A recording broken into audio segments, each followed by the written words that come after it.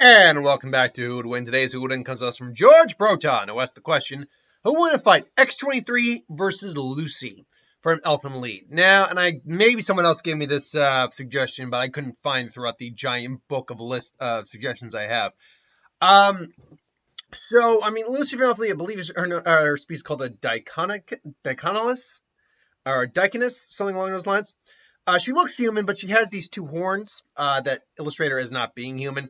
What she has is ultimately called vectors. If you're watching this, you're probably familiar with the character, but obviously I have to go over it to let you know that I know the character, at least as well as I do. But yeah, she has vectors, which are essentially invisible arms. Now, these vectors, I don't know if there's a limit to how many she can actually have. I'd have to assume so, because they do span out her body. She can't have like an infinite amount, but she can have a lot of them out at once, like tens upon dozens upon dozens at once. They're invisible arms that can range in size from just the size of my arms to something a lot bigger, but they can extend a large distance away. Now, they're probably not indestructible. Like if I were to go up and put her up against something like, I don't know, Thanos or something like that. Thanos could probably break those things no problem just because he's that much higher a tier character. But no, by normal human standards, you really can't destroy these things. That being said, overusing her power can cause her body to actually break down. But the vectors, because they can't be seen by normal means, are a very effective weapon. There's obviously the famous scene that's immortalized, I think, in anime, where she's just walking through hallways, escaping the facility, and just ripping people apart, tearing heads off, cutting them half, the works. Like, these vectors can pretty much just act as blades, shields, grabbing weapons to just tear things apart, and can hit with the power of like a nuclear blast, like well beyond something that many individuals could survive. That's how she beat Carnage in the death battle fight, because she could just literally deliver a force of power stronger than something Carnage could survive. But behind it all, she is still human. She's got the durability of a human. She can recover at a bit of a higher rate than a normal human, but you stab her through the heart, you cut her head off, she's dead. That said, though, she's still a very dangerous individual because, yeah, if you get to her body, she's no squishier than a normal human. The trick is getting to the main body, which, let's get into X-23. X-23 is the clone of Logan. Laura Kinney is the legitimate clone of Wolverine, the original Logan James Howlett. Actually originally introduced in the X-Men Evolutions animated series, to which I own, and to which you can also find on Disney Plus, from what I understand. Believe it or not, it's kind of like Harley Quinn. Harley Quinn didn't exist in the comics until her inception into the animated series, and then they made and she spun off and had her entire series. She's a fan favorite now. X-23 is very similar, probably not in the same pop culture iconic status as Harley Quinn is, but still same manner that she was originally created in the animated series, and people loved her so much, they gave her own comic series. She's now pretty much an integral part of the comics. She became the new Wolverine for a while, and I think is still going under the moniker of Wolverine, even though Logan is, in fact, back in the X-Men universe now. But anyway, being the clone of Logan, she has an immense healing factor.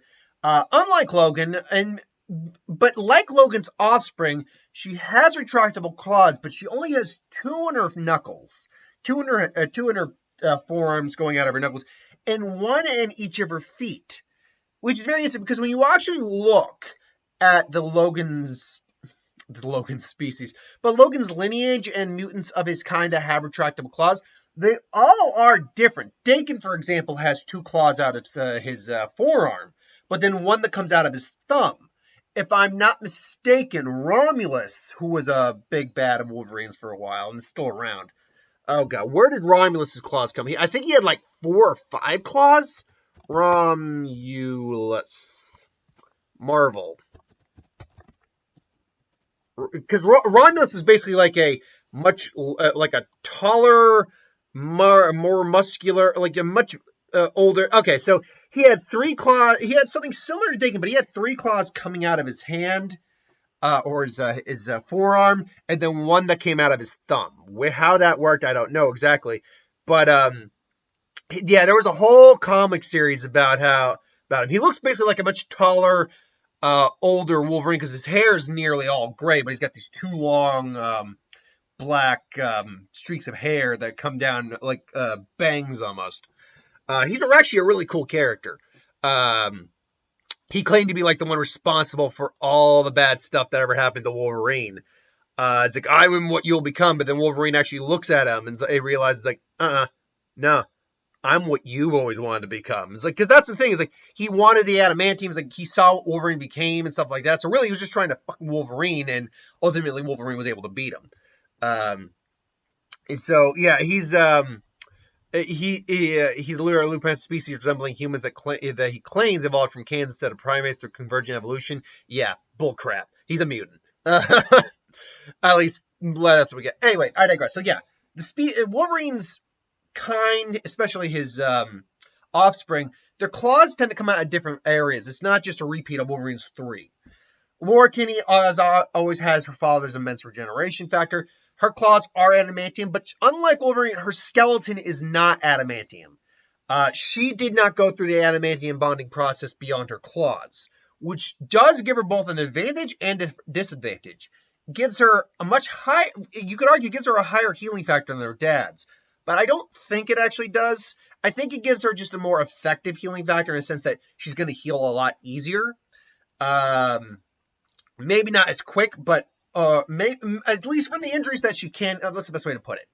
Wolverine can essentially heal from anything because his skeleton is indestructible, so he can even heal from like an explosion, like evaporating his skin, because his brain's encased, he survived, like with Nitro. Laura can't survive that because that explosion would in fact obliterate her entirely, minus the claws. But save anything else, she most likely would heal a little bit quicker from most other lesser injuries, like a giant scrape to the chest, getting maybe a chunk of her face blown off, because Wolverine's adamantium skeleton actually is poisoning him constantly from metal poisoning, which, if it's indestructible, shouldn't be really poisoning him because, I mean, it's a foreign substance, but that would mean that applies corrosion. I don't know. That's going into a whole different science. So Wolverine's adamantium skeleton is constantly fighting off the the metal poisoning, so it is reduced to and slowed compared to what it actually should be. But ultimately, Wolverine probably is the more durable, more hardier fighter, and can just take more damage because of the adamantium skeleton. But Laura has the advantage of also not being weighed down as much. She's a lot more flexible than Wolverine is. Not as physically powerful, but she doesn't need to be. She's a lot faster, and just as vicious when she wants to be. So, and she's got enhanced senses as well. I believe also, if I'm not mistaken, wasn't she a person that had access to, I think, like, was it like the ultimate being or something like that? X-23, hold on. I know there was something like, there's a group of individuals, and I feel like Laura Kinney is among them, that has a part of an individual, like a collective entity type individual, that when they like come together, they can like summon it or something like that. Hold on, bone claws. She also has psychic defense, powerful energy blast will kill her. Mirage Blade, self-harm, whatever. Where is that? Former powers? Maybe that's it. Unipower! Laura has been occasionally seen wielding the powers of Captain Universe, and has a mark on her hand. Apparently this is a former power, though. She no longer has this. So we really can't go by that, unfortunately. Yeah, she's been even proven to be capable of regrowing her entire arm. In fact, it fluctuates because of her psychological state. So actually, her healing factor is a bit more closer to Deadpool's, and due to the fact that it does factor to her mental state, where Deadpool's mental state can, in fact, hinder how fast he heals. He may even not heal at all. So if he's like that depressed or something like that. But ultimately, yeah, Laura Kinney is an extremely capable individual. So who would win a fight? Well, here's the thing. If Laura can get in close to Lucy, then Laura's taking that fight.